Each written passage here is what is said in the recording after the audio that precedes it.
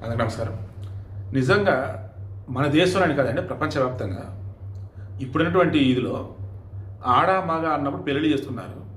విడిపోదాం అనుకున్నప్పుడు స్మూత్గా సెటిల్మెంట్ అంటే ఒకే ఒకటి, నీకు ఇది ఎంత ఆస్తుంది, నాకు అందరూ ఎంత ఇచ్చేసి నీ దారి అనేది నా దారి నాది, మ్యూచువల్ డైవర్స్ అప్లై చేద్దాం, నీ గురించి నేనే మాట్లాడు, నా గురించి నేను మాట్లాడను, డైవర్స్ ఎవరి దగ్గర కాదు.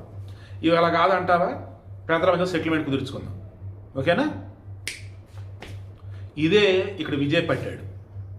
మనకు అందుతున్న సమాచారం మేరకు విజయ్కి 600 కోట్ల ఆస్తుందట. అందులో 250 కోట్ల రూపాయలు తన భార్యకి ఇస్తానని చెప్పాడట. రేపు ఏప్రిల్ 20వ తారీఖున చెంగల్పట్టు కోర్టు ఖచ్చితంగా వీళ్ళు వెళ్ళాలి.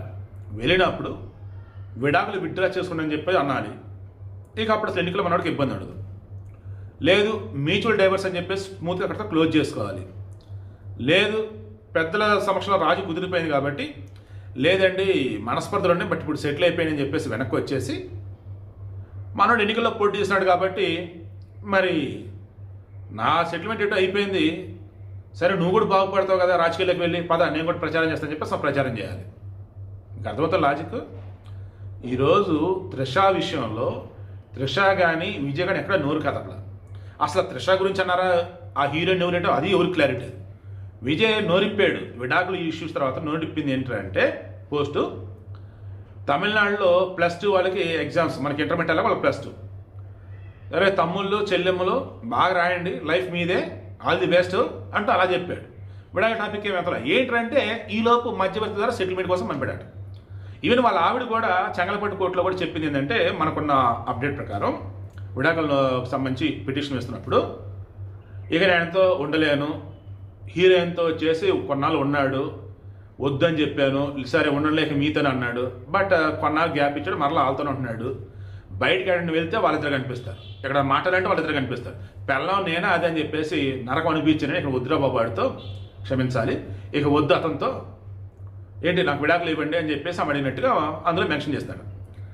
ఈలోపు ఈమె యొక్క కొడుకు జాసన్ సంజయ్, కొడుకు సాహా దివ్య, ఇవన్నీ మనం మాట్లాడాడు కదా చంద్రశేఖర్, మన విజయ్ వాళ్ళ నాన్న, నా కోడలు బంగారం అని, ఇలా అంతా కలగలి ఇప్పుడు ఆమెను ఒప్పిస్తున్నారంట. ఏమని, సరే పిల్లలు ఎదిగొచ్చున్నారు, సరే ఇప్పుడు అతను రాజకీయాల్లోకి వెళ్ళాడు, సరే మీరిద్దరు విడిపోవాలి, సరే నీకు డబ్బులు కావాలి, ఇక్కడ 2 ఇందా చెప్పానే, ఎక్కడికి వెళ్ళినప్పుడు భార్య నువ్వా ఆమెను అనటం, అండ్ ఫైనాన్షియల్ కూడా పాపం అంత ఫ్రీడమ్ లేకపోయిందంటే ఈమెకి.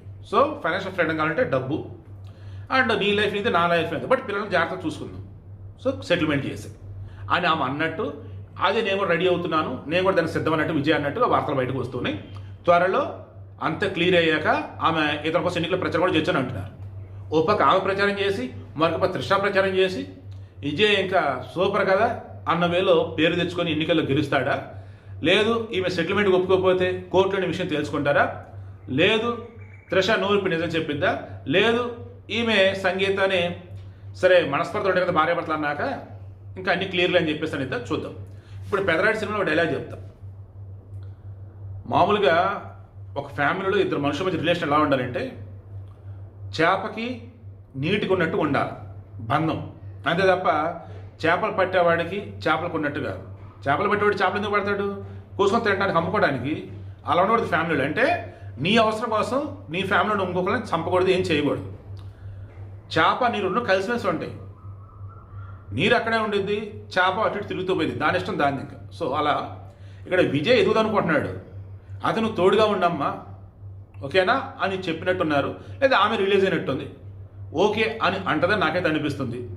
లేదు లోపల భగ భగ భగ భగ మండుతూ ఉన్నట్టయితే ఇతని అంతు తేల్చాల్సింది, ఇతని నిజస్వరూపం బయట పెట్టాల్సిందని చెప్పేసి అవును అనుకుంటూ ఉంటే, ఆమెను కూడా పొలిటికల్ కనుక ఉన్నట్టయితే ఇక అప్పుడు విజయ్ని కోర్టుకు లాగి కంపు చేయడం గ్యారెంటీ. నాకైతే మాత్రం సెటిల్మెంట్ అయిపోయింది అనిపిస్తుంది. విజయ్ కోసం క్యాంపెయిన్ కూడా చేద్దాం అనిపిస్తుంది. ఓవరాల్గా విజయ్ యొక్క పిల్లలు, విజయ్ యొక్క అమ్మ నాన్న, విజయ్ యొక్క నాన్న చంద్రశేఖర్, అమ్మ శోభ, వీళ్ళు పిల్లలు అంతా కలగలిపి ఈమె సంగీతని ఒప్పిస్తారని నాకైతే అనిపిస్తుంది. మీరేమంటారు కింద కామెంట్లో తెలియచేయండి.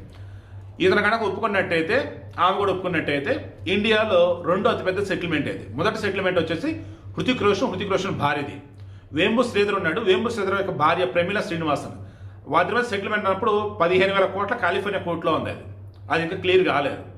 అతను వచ్చేసి నా దగ్గర అంత డబ్బులు ఎక్కడ ఉన్నాయి బాబు, అంత లేదని చెప్పేసి అతను అన్నాడు. ఆయన జోహో కంపెనీ ఉంది కదా CEO, బట్ అందులో షేర్ అది 5% అన్నాడు.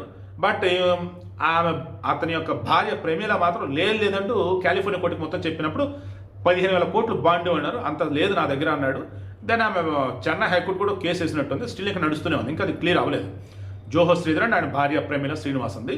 సెటిల్ అయినటువంటి వాటిలో హృతిక్ రోషన్ అది పెద్ద డీలు, 350 కోట్లు 400 కోట్లు. ఇప్పుడు విజయ్ కూడా ఒప్పుకొని ఆమె సంగీత కూడా ఓకే అంటే దెన్ వీళ్ళది వచ్చేసి 250 కోట్ల నుంచి 350 కోట్లు, 250 కోట్ల నుంచి 300 కోట్ల మధ్య డీల్ అయితే క్లోజ్ కావచ్చు నాకైతే అనిపిస్తుంది. బట్ ఏదైనా డబ్బు ఈ రోజులలో మార్చగలదు, మార్చగలదు, ఏదైనా చేయగలదు మ్యాక్సిమం, అంతే. ఇంకెప్పుడన్నా రేరేట్లో అది జరగదు. సందర్భంగా చెబుతాను, జగన్ కానీ డబ్బు ఏదైనా కొనొచ్చు అనుకున్నాడు, అంత సీన్ లేదు, నీకు పరిపాలించడం రాదని చెప్పి పక్కకు పెట్టేశారు. అలా ఇక్కడ ఉండదు. అక్కడ పాలకుడు ప్రజలు, ఇక్కడ భార్య భర్త, బోత్ ఆర్ నాట్ సేమ్. అంటే విజయ్కి సంబంధించి డీల్ క్లోజ్ అయింది. అతని యొక్క భార్య ఖచ్చితంగా ఇతని హెల్ప్ అయితే చేసింది, కోఆపరేట్ అయితే చేసింది.